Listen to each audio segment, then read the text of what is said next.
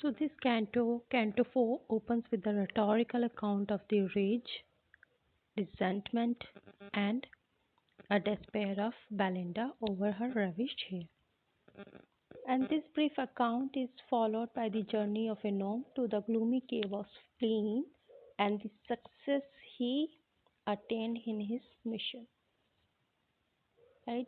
And we see that Alexander Pope's description of melancholy, description of gloom, and hypochondria in this canto is as effective and successful as his description of high spirits, brightness, and elegance in the earlier cantos.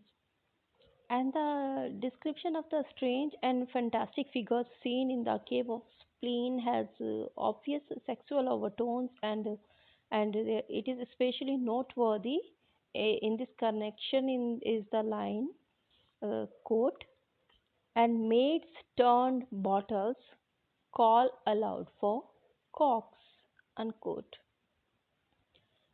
Well, before describing these lines, I would like to begin with the starting lines of Canto 4, where there we see that Belinda is still quite upset about the loss of her lock, and her frustration and despair are deeper and more consuming than the despair of ardent lovers robbed of all their bliss.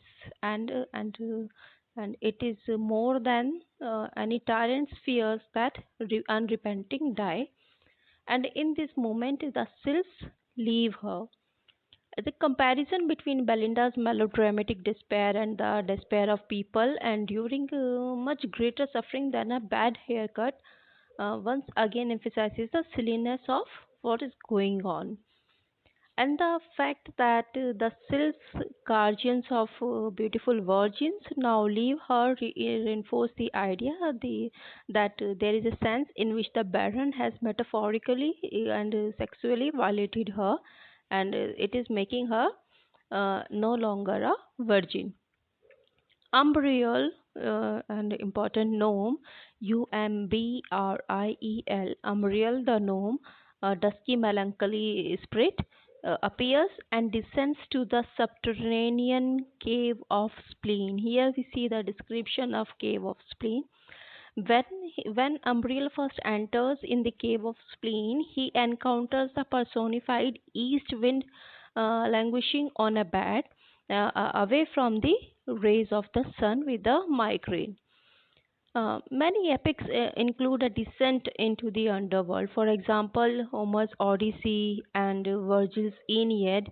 Here, here we see that Umbriel echoes that descent as he flies down to the cave of spleen, a kind of hell of female bodily dysfunction, as as shown by the east wind's painful migraine, as the wind was historically thought to be the source of migraines.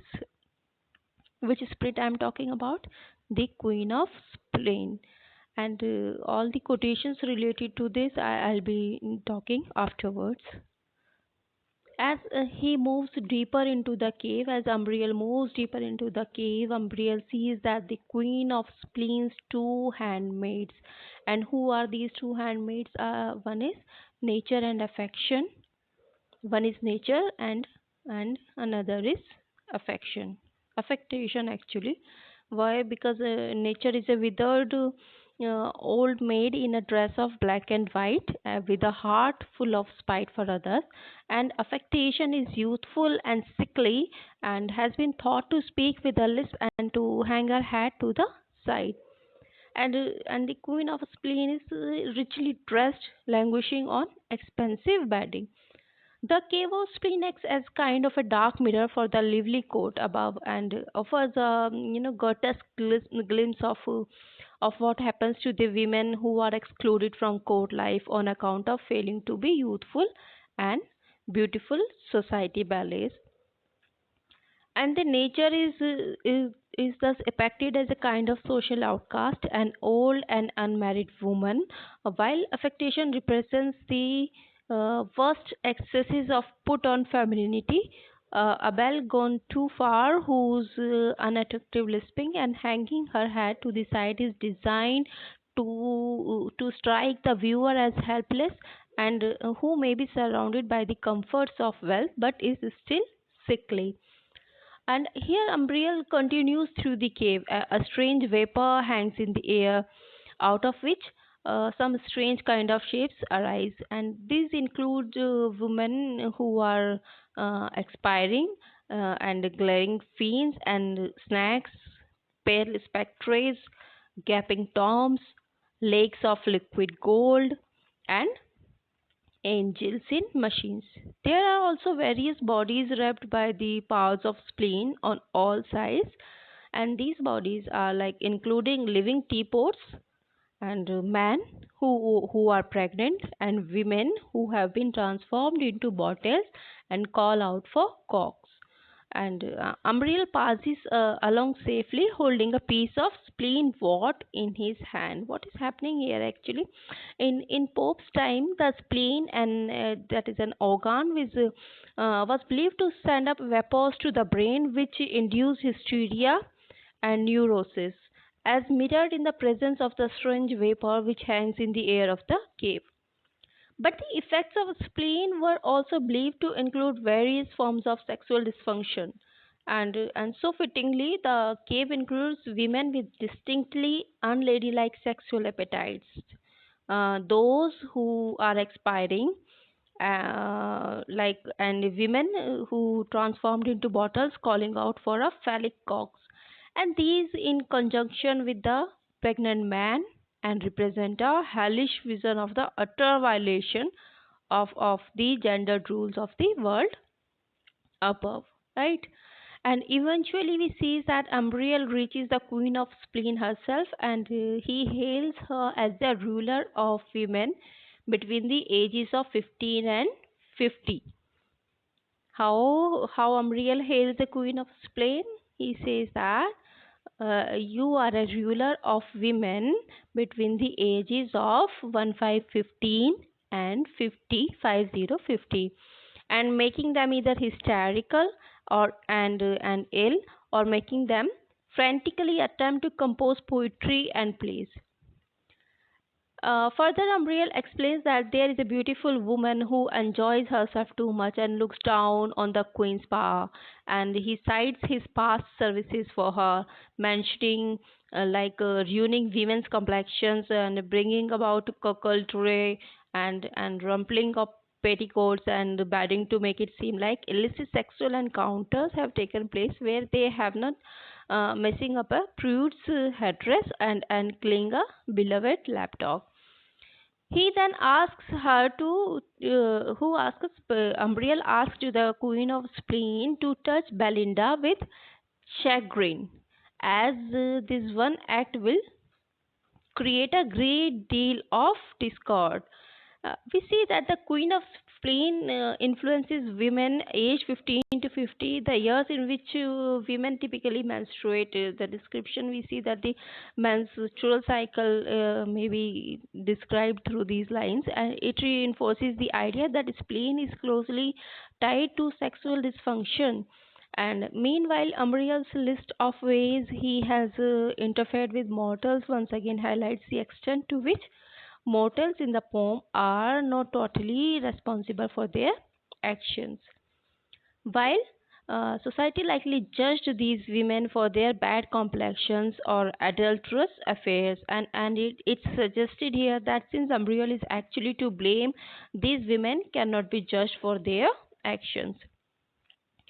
Although it seems like the Queen of Spleen will reject Umbriel's request, she does grant it, and she binds together a bag for him like the one in which, according to a myth that has been written by Alexander Pope, a myth of Ulysses once held the winds.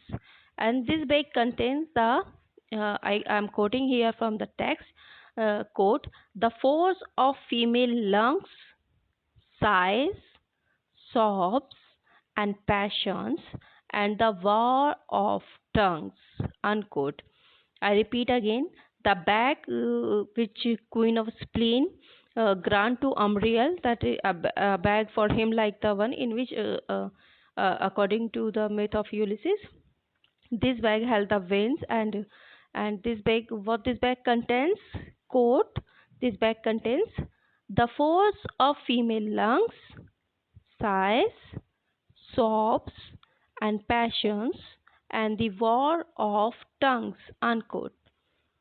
And she also, Queen of Spleen also gives Umbriel a vial which holds fainting fears, soft sorrows, melting griefs, and flowing tears. And now Umbriel is overjoyed and speeds back to the world above ground. Ulysses, the description of Ulysses here, and we see that the Ulysses is the Latin name for Odysseus. So here Pope is referencing a scene from Homer's Odyssey, in which Odysseus receives the winds from Aulus. We see a mythological creation here, a mythological indication here of Ulysses. And this continues the mock epic style of the narration, which comically draws a contrast between the lofty and high stakes world of epic poetry and the triviality of this poem's own narrative.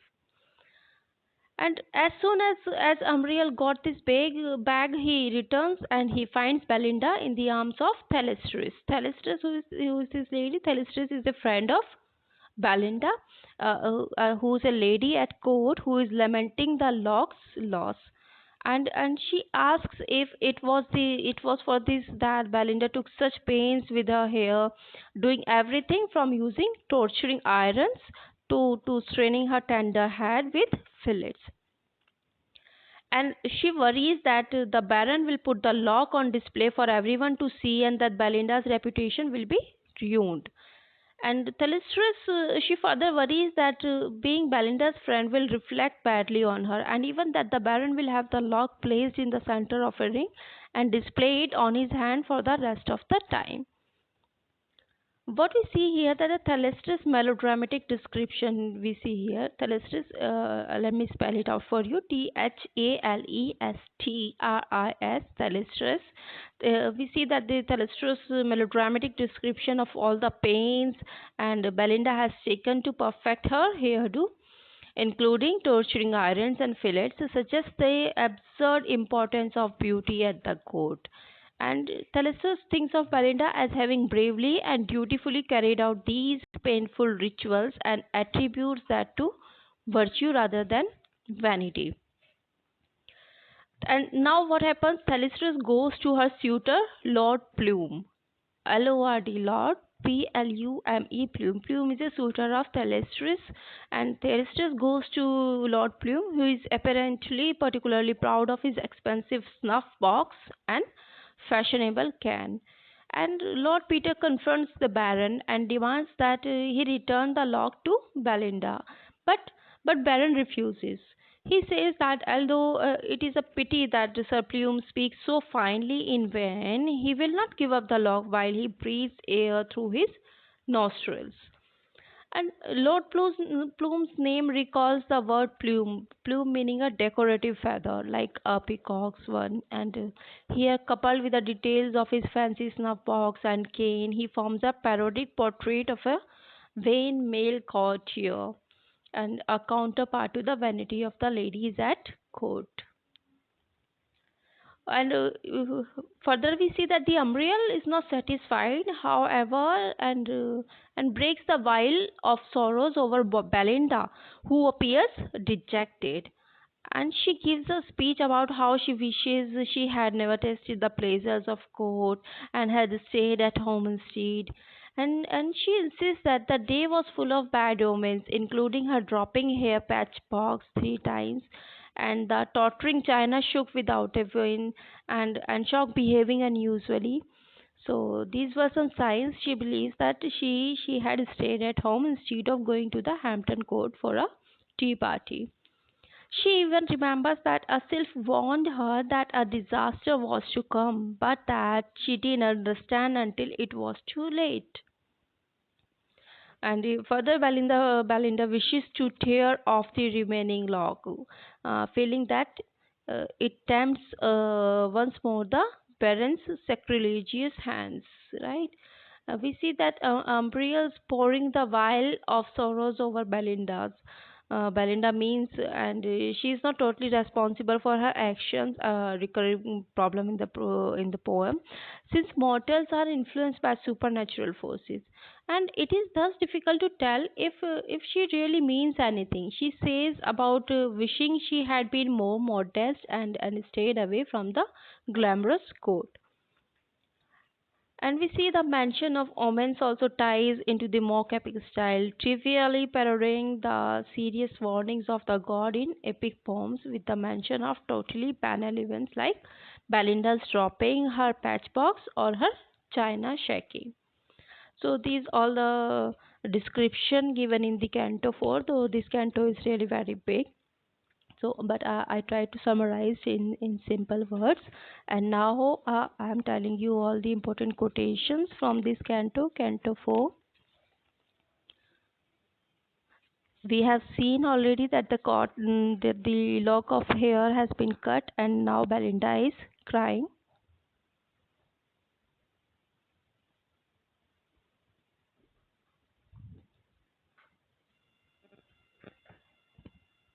Yes, the line number um, line number 525 to line number 530. These are the important line where we see the description of Cave of Spleen. The line goes like this, I quote: then thus address the power, hail wayward queen, who rule the sex to 50 from 15, parent of vapors and of female wit, who give the hysteric or poetic fit. On various tempers act by various ways, make some take physic, others scribble plays. Unquote. So this is basically a description of Cave of Spleen, that how Umbriel goes there, and he just draw a sketch of Queen of Spleen, right? Innumerable people are seen in crowds on every side, and their bodies have been twisted into various shapes by the tricks of the goddess Spleen. And at one place stand women who, on account of their diseased spleen, imagine themselves as teapots, and each of them stands with their one arm stretched out to look like a spout, and the other arm curved in a semicircle and looking like the handle of a teapot. And at another place there stands a woman who imagines herself to be an earthen vessel, and she walks about like the three-legged stool mentioned by Homer in his poem The Iliad. At one place stands a woman who believes herself to be a jar and who heaves sighs of sadness. And at another spot there stands a woman who thinks herself to be goose meat that is baked in paste, and who talks under that impression. Well, we see that there are men whose diseased spleen has created in them a hallucination that they are pregnant. And there are maidens who think themselves to be bottles and who call out for stoppers to close their mouths. But what we see majorly there, that the earth spirit Umbriel passed unharmed through this multitude of strange figures, and he carried in his hand a branch of the plant spleenwort, which had the power to keep off disease caused by the Queen of Spleen. Standing before the goddess Spleen, Umbriel spoke to her thus: that I greet you, the queen of ill humor. You control the temper and disposition of all women from the age of 15 to 50, and you give rise to melancholy and depression, and you give rise to all kinds of whimsies or fancies in the minds of women. Further, he says, Umbriel says that to Queen of Spleen, that you cause women to suffer from fits of hysteria, and you also cause them to have poetic fits when they scribble verses, and he says that you operate in different ways on persons of different temperaments, and you make some women take medicine against their splenetic ailment, and you make others write worthless dramas to obtain relief. And he continuously says to Queen of Spleen that you make the proud women delay their visits to new neighbors, and you send the so-called pious persons to pray in their fit of ill temper. So Queen of Spleen is basically a queen of ill temper. So we see that through these lines we see the description of Cave of Spleen. Another important couplet from this canto, Canto 4, it is line number 561 to 565. I quote line 560 to 565. I quote, "O wretched man," she spreads her hands and cried, while Hampton's echoes, "wretched maid," replied, "Was it for this you took such constant care, the bodkin, comb, and essence to prepare? For this your locks in paper durance bound, for this with torturing irons wreathed around." Unquote. What is happening in these lines? The Theistrus, the friend of Belinda, spreads her hands in anger and in a loud voice addressed Belinda, "O miserable maiden." The two words, "O miserable maiden," were repeated in the form of an echo by the walls of Hampton Court as well. "Was it to meet this fate that you always took such pains to enhance the beauty of your hair by the use of combs, hairpins, and oils and scents?" And Theistrus further asked that was it to meet this fact that you kept your locks of hair confined in curl papers, tied them with painful curling tongs, or subjected your delicate hair to the way of ribbon bandages, and bravely endured the double load of lead fasteners? She asked so many questions to Belinda here through these lines. And if I talk about another important line from this Canto 4, line number 591 to line number 595, I read from the Canto 4. I quote, "With earnest eyes and round thinking face, he first the snuff box opened, then the case, and thus broke out, 'My lord, why, what the devil! Zounds, damn the lock, for God, you must be civil. Plague on it, 'tis past a jest, nay prithee pox. Give her the hair,' he spoke, and raped his box." Unquote.